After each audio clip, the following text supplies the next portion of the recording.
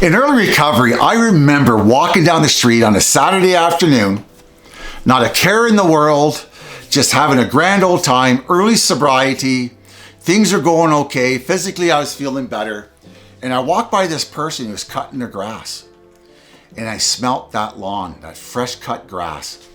My mouth started to water. I physically and mentally wanted to drink. I really did.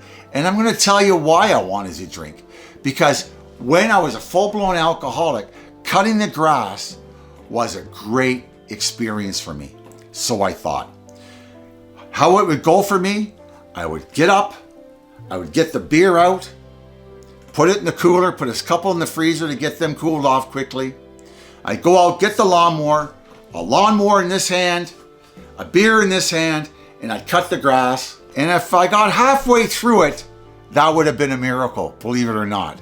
Because eventually I'd be calling my friends up, friends would be coming over, the neighbors would be coming over.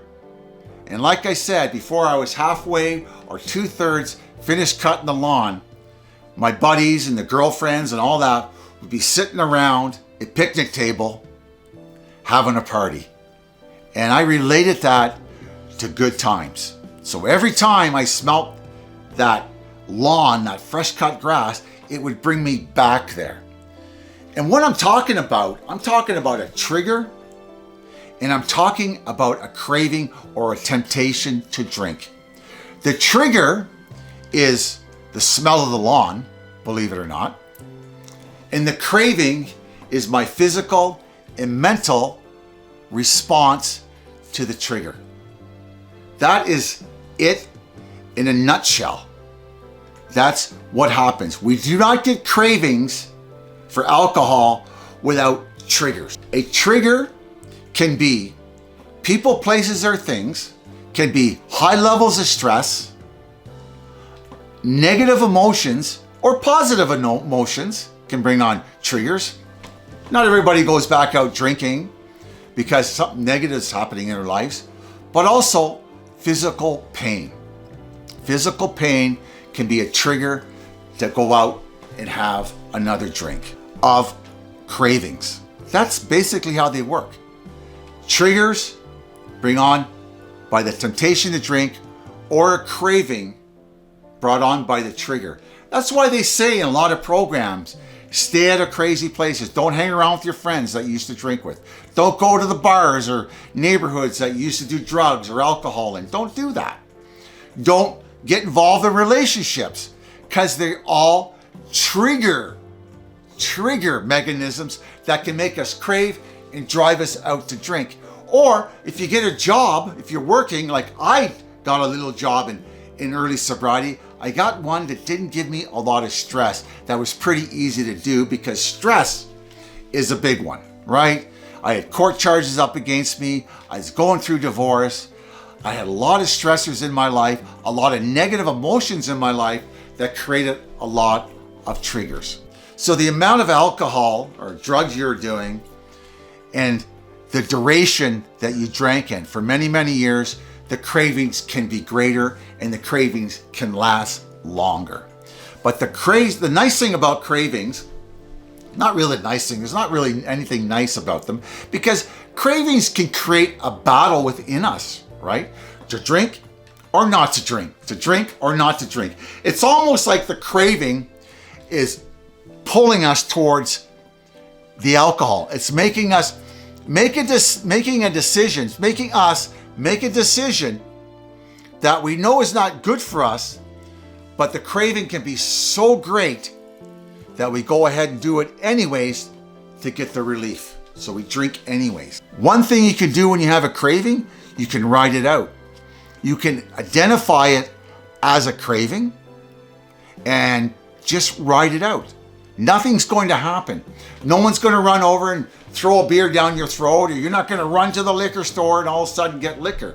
Well, maybe you are, but I would have strongly advised not to.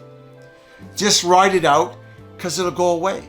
It'll go away in a minute, might take 5 minutes, might take an hour, but it will go away. Talk to somebody about it. If you have a sponsor in your program, talk to your sponsor about it. Phone your sponsor on your cell phone. Phone somebody right away and talk to them about it. Go to a meeting. Go to that meeting and share what happened, because you're going to find out a lot of people have cravings of alcohol. They have cravings. What I'm basically describing here is find ways to distract yourself from the thoughts and the physical feeling that you want to drink, because it will go away. The key is you need to understand that nothing is really going on. You've just been triggered by a people, place, or things, or negative emotions, or pain, or high levels of stress are causing you to want to drink. And it will go away, but you need to take the proper steps. And the proper steps I just mentioned. But on the other hand, there's not a lot for it. The only thing is you need to deal with it, get through it, get through it, and move on with your day, or move on with your night, or whatever it is. And understand, over time, they will go away.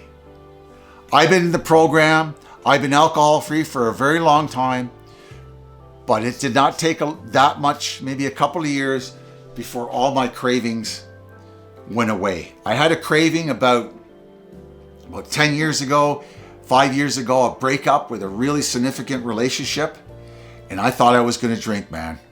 I had negative emotions. I had high stress levels. I thought I was going to drink.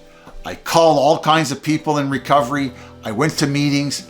I went to meetings nonstop, and I talked to people nonstop. In about 1 week, it subsided, and just a little after that, it went away. But they will go away. Triggers and cravings are not reasons to drink. They're not excuses to drink. The more you give in to triggers and cravings, the harder it is to stop drinking. The more relapses you have, the harder it is to stop. Believe me, the will, your ability to stop, your ability to give in is lessened the more you give in. This cycle of relapse, cravings, and triggers can go on for a very, very long time in your life. It really can. So just remember that, okay? I'm going to put a little, some information below here on my channel to talk about triggers and cravings and temptations of drinking that will help you. But I just want to let you know that they're perfectly normal to have. They're perfectly normal. Most people get them. I got them. Friends of mine get them in recovery. People who are newcomers get them. But they work through it and they get over it and they do go away. 100% they go away. But if you give in to them, it's harder for them to go away over time. It really, really is, okay? If you have any questions about this video, leave it in the comments below, okay? I really appreciate it. I'll get back to you. Guaranteed I'll get back to you, okay? And if you like what I'm talking about, subscribe. And if you can take another second, hit that like button. I'd really appreciate it, okay? My name is Terry G. This is an alcohol-free life channel where we learn to live sober one day at a time. Okay? Just remember, sobriety is freedom. And recovery is not like golf, an individual sport. It's a team sport. There's no I in team. So remember that, okay? I'm talking too much again. God bless. See you next week.